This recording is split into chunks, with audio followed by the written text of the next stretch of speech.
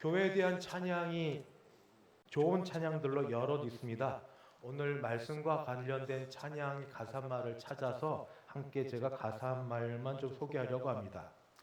사람이 넘치기보다 사랑이 넘치는 교회, 섬김을 원하기보다 섬김의 기쁨 알아가는 교회, 세상이 주목하기보다 주님이 주목하는 교회, 화려한 겉모습보다 중심이 주를 향한 교회, 주님이 피로 사신 아름다운 교회, 서로 사랑함으로 하나 되는 교회, 주님이 머리 되신 거룩한 교회, 우리 함께 만들어가요.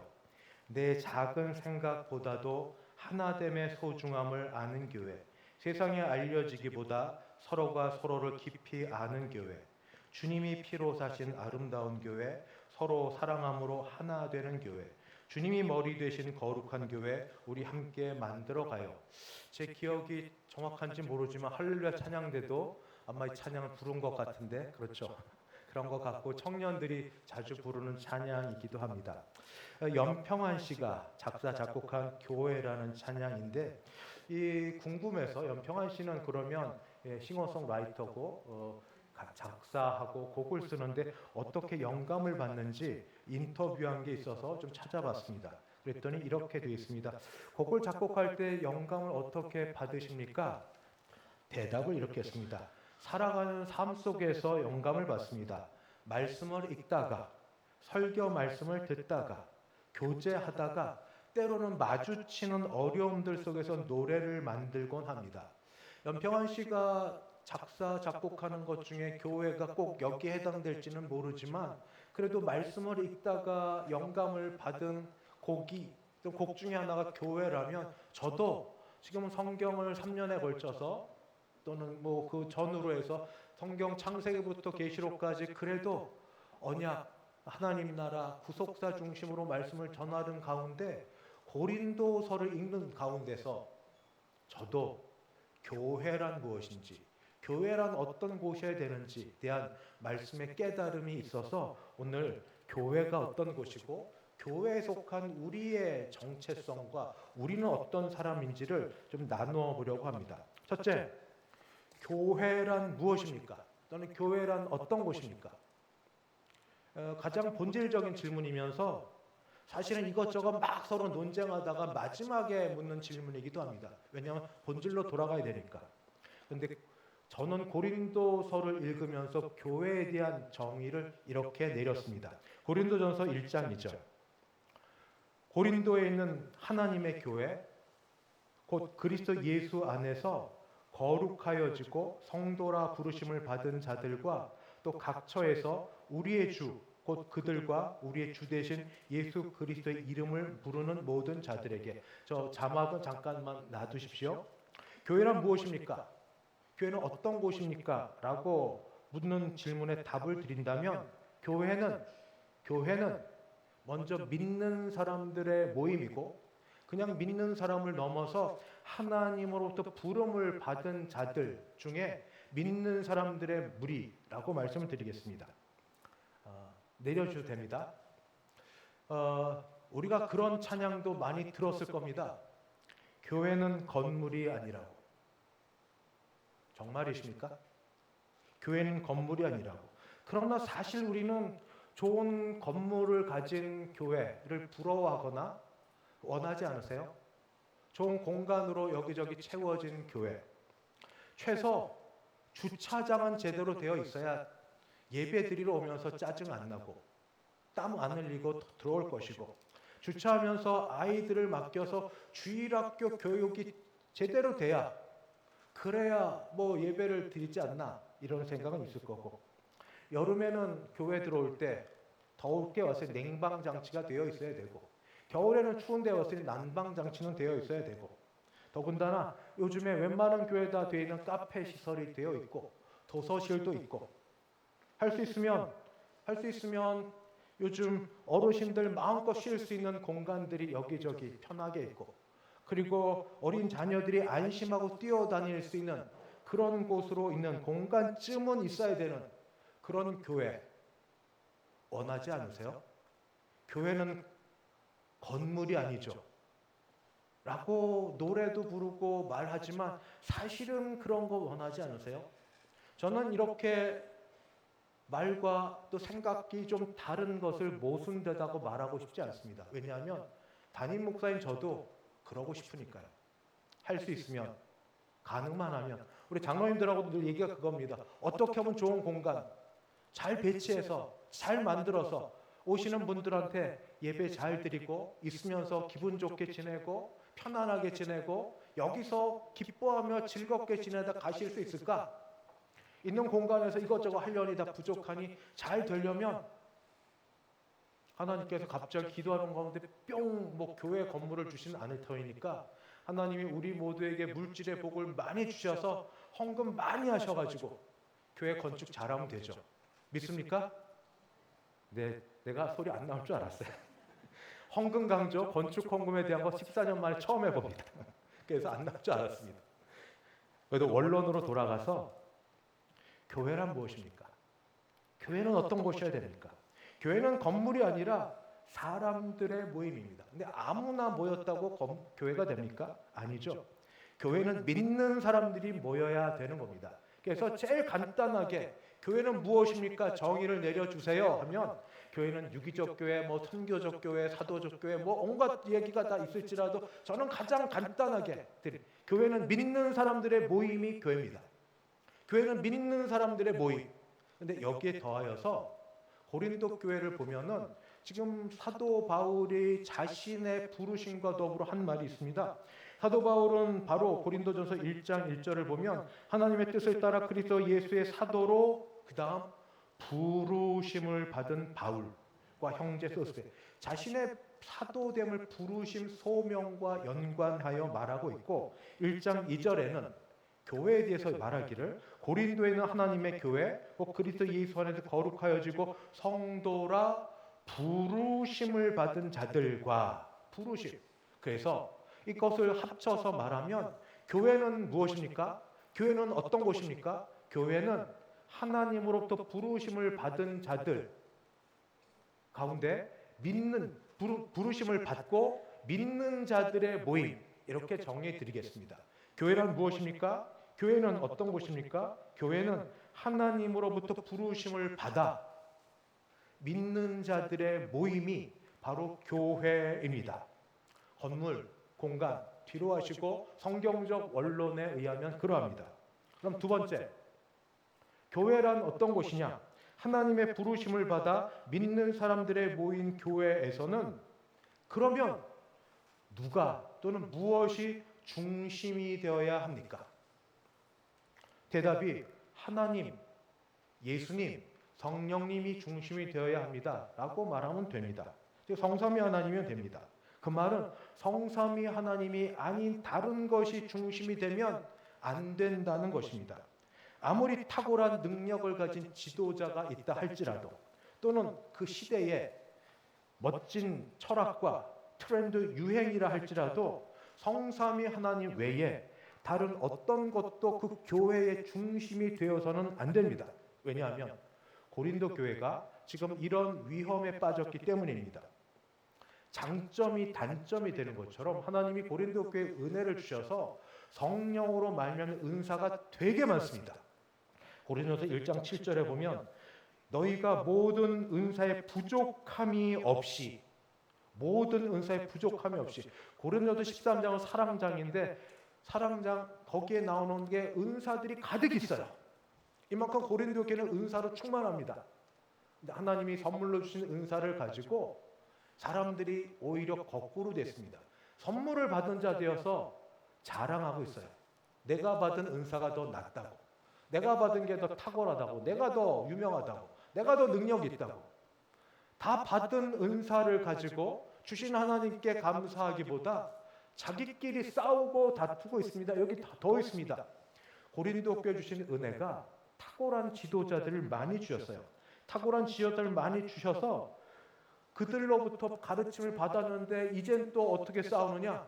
지도자들 편에 서서 지도자들 뒤에 서서 나는 누구 편에 있다? 나는 누구와 가깝다? 이런 식으로 서로를 자랑하는 겁니다.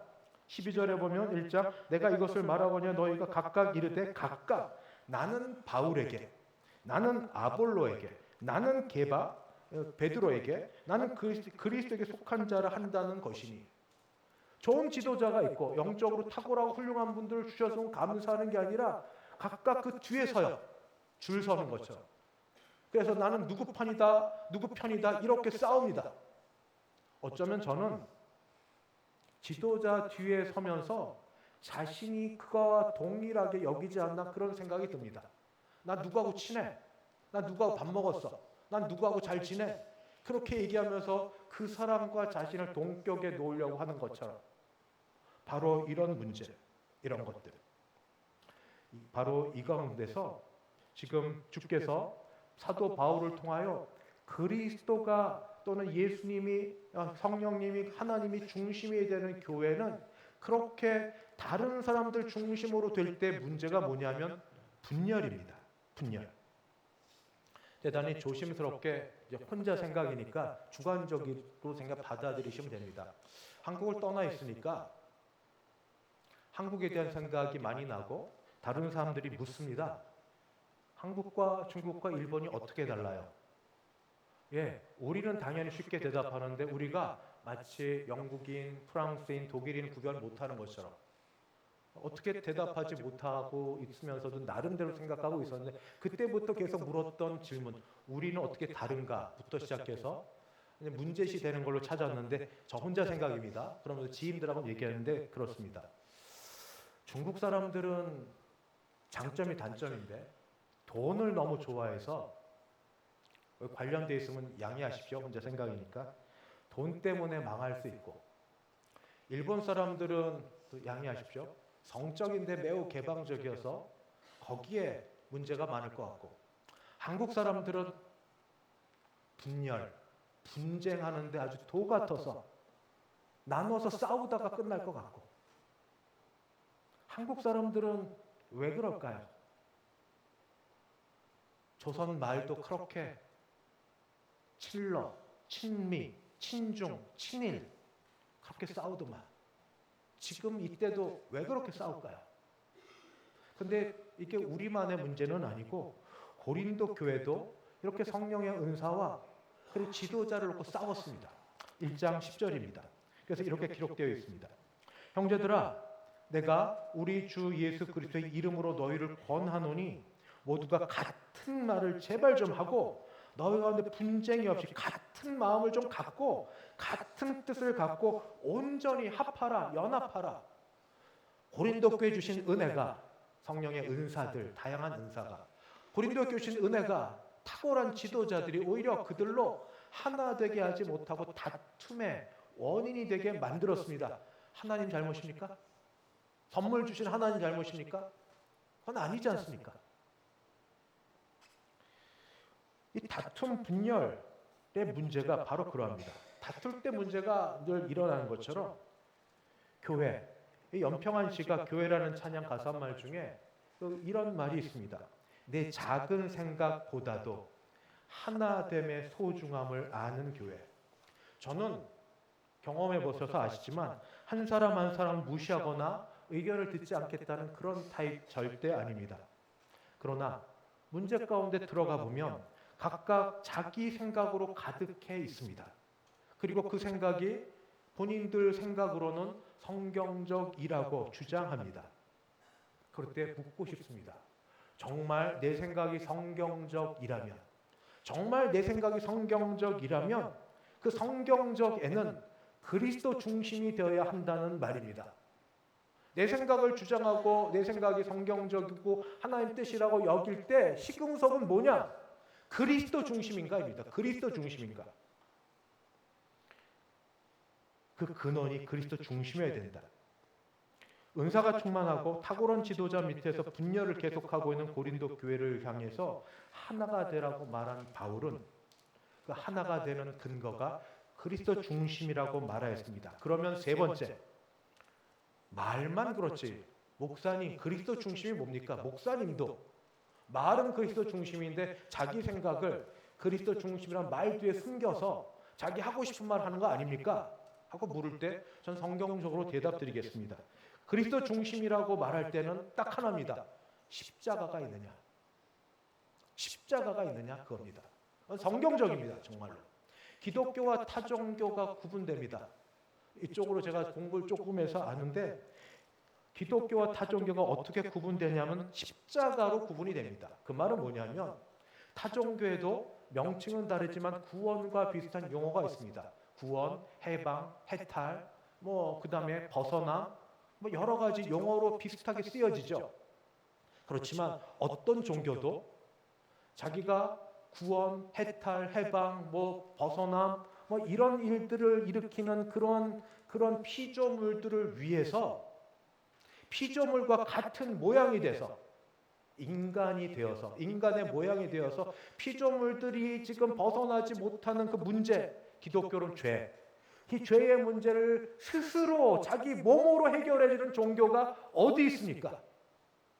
하나님이 창조주신데 창조주 하나님의 뜻을 어긋난 죄를 범하여서 모두 지금 구원에 이르지 못하는 인류를 위해서 어떤 일을 하셨나? 창조주가 피조물의 모양을 입고 인간의 모양을 입고 이 땅에 오셔서 인간의 모양이 오셔서 지내시다가 피조물이 지은 가장 큰 문제, 구원에 이르지 못하는 것, 천국에 들어가지 못하는 것, 죄의 문제를 피조물이 죄를 졌으면 피조물이 해결해야 되는데 피조물이 해결하지 아니하고 창조주가 친히 피조물의 모든 문제를 다 짊어지고 그 일을 해결해 주신 종교가 기독교 외에 어디 있습니까? 아시면 저에게도 말씀해 주세요. 그렇게 해서 구원을 그렇게 해서 모든 걸 이루어진 종교가 기독교에 어디 있습니까? 그리고 그것이 십자가에서 나타납니다. 십자가에 나타납니다. 고린도서 1장 18절. 그래서 그렇게 사도 바울은 기록하고 있습니다. 1장 18절. 십자가의 도가 멸망하는 자들에게는 미련한 것이요 구원을 받는 우리에게는 하나님의 능력이라. 잠깐 두십시오. 저 자막을. 여기 십자가의 도라고 되어 있는데 도가 원래 원어로는 로고스입니다. 로고스는 요한복음 1장에 있는 것처럼 말씀입니다. 말씀. 그러니까 쉽게 다시 풀어서 말하면 십자가의 도, 십자가의 말씀. 또 십자가의 말씀 또는 메시지라고 합니다. 메시지하면 말씀에 대한 어떤 의미가 좀 들어가 있는 거고 그 의미는 십자가에 달려 죽으신 그리스도에 대한 말씀입니다. 십자가의 도 중요하니까 다시 말씀드립니다. 십자가의 로고스, 십자가의 말씀이라는 것은 십자가에 달려 죽으신 그리스도에 대한 메시지, 말씀이 바로 십자가의 도입니다. 근데 여기에 두 부류로 나눠집니다. 한 부류는 어떤 부류인가? 그것을 보고 미련하다고 여기는 자들이고 한 부류는 하나님의 능력이라고 여기는 부류입니다. 이제 자막은 넘겨주셔도 됩니다. 왜 십자가의 말씀, 십자가의 도, 십자가에 달려 죽은 예수님에 대한 모든 그 메시지가 미련한 것으로 여겨질까요? 십자가 때문입니다. 십자가. 여러분 지금 십자가가 여러분 돈 많이 내서 금 도금을 하든 그래서 금 세공 도금을 해가지고 정말 금으로는 할 수 없으니까 24K 해가지고 하여튼 금으로 해가지고 목걸이를 기가 막히게 만들든지 아니면 집에 어떤 형상으로 해서 갖다 놓고 지내든지 그렇게 놓을 수 있지만 원래 십자가는 그런 거 아닙니다. 십자가는 사형틀입니다. 그것도 가장 처참한 사형틀입니다. 거기 가면 지금 십자가 곁에 있다고 하면 그 시체가 썩어가는 냄새가 있고 십자가 주위에는 새들이 이 사체를 뜯어 먹으려고 하는 그런 것들이 있고 십자가는 가장 그 처참한 사형틀이어서 로마인들에게는 로마인들은 어떤 죄를 져도 십자가에서 죽이진 않습니다. 십자가에 죽이는 부류는 딱 두 부류입니다. 노예이든지 아니면 반역자든지 국가 반역자든지 노예든지 이런 자들. 유대인들에게는 또 어떤 건가? 십자가는 나무로 되어 있습니다. 신명기서를 보면 하나님께서 벌써 오래전부터 구원해 놓은 계획 가운데 이렇게 써놓은 거를 유대인들은 문자만 보고 기억합니다. 거긴 뭐라고 되어 있는가? 나무에 달린 자는 하나님께 저주를 받은 자니라. 맞습니다. 예수님은 나무에 달려서 십자가에 달려 하나님께 저주를 받으셨습니다. 가장 하나님 아버지가 필요할 그때에 가장 외롭고 힘들고 어려울 때에 아버지를 부르지 못하고 엘리 엘리 라마 사박다니 나의 하나님 어찌하여 나를 버리셨나이까. 버림받은 저주를 받은, 나무에서 저주를 받은 분이 바로 예수 그리스도이십니다. 그렇기 때문에 로마인이나 유대인이나 십자가의 도는, 십자가에 달려 죽으신 예수 그리스도와 그에 대한 모든 말씀들은 미련한 것이라고 말할 수밖에 없습니다. 그렇지만 예수를 믿는 자들에게는 바로 하나님의 능력이 됩니다. 왜냐하냐? 구원을 얻을 길이 그 외에 어떤 일도 없기 때문입니다. 사람이 조금 젊을 때는 하고 싶은 게 많습니다. 좀 더 많은 돈을 얻고 싶고, 승진을 하고 싶고, 인정을 받고 싶고, 여러 일이 되는데, 좀 더 나이가 들어서 그런 게 어떤지, 하다가 못하든지 가든지, 어느 정도 나이가 들면 그 다음에는 뭐가 기억나는 줄 아세요? 죽음이 다가옵니다. 저는 목사가 되니까 모든 목사님들이 하는 일들이 이제 장례를 많이 맞는 거니까 비슷한 또래에 비하면 친구들을 또 좋아하는데 그렇게 죽음을 많이 보진 못했어요. 근데 저는 많이 보니까 죽음, 그렇게 원하는 걸 얻었던 친구들이 제 주변에 있습니다. 소위 제일 잘 나가는 삼성전자에서 임원하다가 나가서 지금 사장해요. 정말 부사장, 사장하는 친구도 있어요. 임원해가지고. 근데 뭐요? 그래서 뭐요? 똑같이 먹고 사는데, 먹고 자는데. 죽음 이후 여러분은 죽음 이후 여러분은 어떤 상태로 지낼 걸 아십니까? 천국 갈 준비 되셨나요? 천국은 주일학교 아이들 노래 부르고 돈으로 못 갑니다. 그렇게 벌려고 했었던. 천국은 힘으로 못 갑니다. 천국은 지금 외모 지상주의 잘생겨도 어여뻐도 못 갑니다. 천국은 어떤 것도 안 됩니다. 천국은 오직 믿음으로 갑니다. 천국 갈 준비 되셨나요? 천국 갈 준비 되셨나요? 믿음은 내가 믿습니다를 아무리 많이 얘기하고 믿습니다 수없이 반복해도 믿음이 생겨지지 않습니다. 믿음은 하나님이 주셔야 되는 선물입니다. 그래서 이 사실을 아는 사도 바울은 고린도전서 1장 23절 24절에 담대히 이렇게 선포합니다. 우리는 십자가의 도가 변하여서 십자가에 못 박힌 그리스도를 전하니 유대인은 거리끼는 것이요 이방인은 미련한 것이로되 오직 부르심을 받은 자들, 아까 고린도 교회가 무엇이냐? 성도라 부르심을 받은 자들에게는 인종에 상관없이 유대인, 헬라인이나 다 상관없이 그리스도는 하나님의 능력이요 하나님의 지혜니라. 구원 얻을 수 있는 유일한 능력이요 구원 얻는 유일한 지혜입니다. 이러한 지혜와 이런 능력을 주시는 이 말씀 속에 마지막 말씀, 우리에게 주시는 큰 은혜가 있습니다. 그게 고린도전서 1장 30절입니다. 1장 30절을 해주시고 그 자막도 잠깐 두십시오. 제가 뒤에서부터 설명을 드리겠습니다. 너희는 하나님으로부터 나서 그리스도 예수 안에 있고 예수는 하나님으로부터 나와서 우리에게 지혜와 의로움과 거룩함과 구원함이 되셨으니. 먼저 그리스도 예수에 대한 말씀입니다. 그리스도 예수는 어떤 분이신가? 하나님 아버지로부터 나으셨습니다. 하나님부터 나셨습니다. 거기서 나셔서 하나님부터 보냄을 받으셨습니다. 목적 있게 보냄 받으셨습니다. 왜? 누구 때문에? 우리를 위하여, 우리를 구원하기 위하여 하나님 아버지로부터 구원을 받으셨습니다. 그 결과 우리는 어떤 존재? 우리는 하나님으로부터 난 자가 되었습니다. 새 생명을 얻은 자, 중생한 자.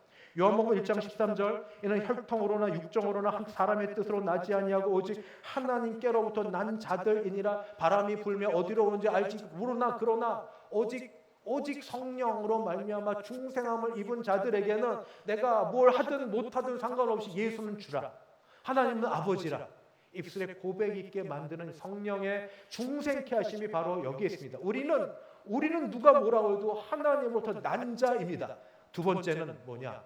더 큰 은혜가 그리스도 예수 안에 있는 자, 그리스도 예수와 연합하여 동행하는 자들입니다. 그래서 여러분께 드릴 말씀은 교회 안에서, 교회에 하나님부터 부르심을 받아 믿는 무리로 부름받은 성도들인 우리에게 주시는 은혜는 세상이 우리를 무엇라고 규정하든, 돈이 있고 없고를 따라, 능력이 있고 없고를 따라 우리를 뭐라고 규정하든 거기에 휘둘리지 마시고 말씀을 따라 주시는 것. 우리는 하나님께로부터 난 자이고 우리는 그리스도 예수 안에 있는 자들로서 주와 연합한 자들입니다. 이게 납니다. 이게 우리입니다.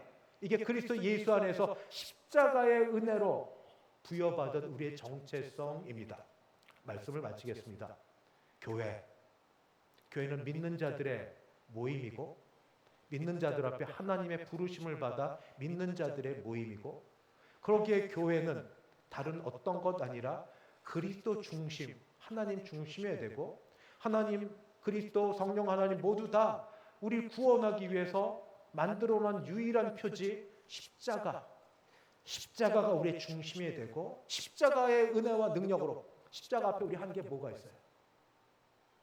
십자가 앞에 한 게 아무것도 없지만 하나님이 아들 예수를 보내사 죽게 하시고 그 아들 예수가 한 일을 믿는 믿음을 주셔서 예수를 믿는 우리를 하나님으로부터 나게 하시고 중생하게 하시고 그래서 이제부터는 죽을 때까지 주님과 동행케 하시는 은혜를 주셨습니다. 사람을 보지 마시고 사람의 말에 현혹되지 마시고 이제 주님의 말씀을 따라 나는 하나님께로부터 난 자요 그리스도 연합한 자로 살게 하셨으니 감사합니다. 이 믿음 갖고 남은 생에 힘있게 자부심을 갖고 열심히 살아가겠습니다. 도와주시고 시마다 때마다 부어주시는 은혜로 강건케 세워주시옵소서. 이 은혜가 우리 모두에게 넘치기를 주님의 이름으로 축원합니다. 기도하겠습니다.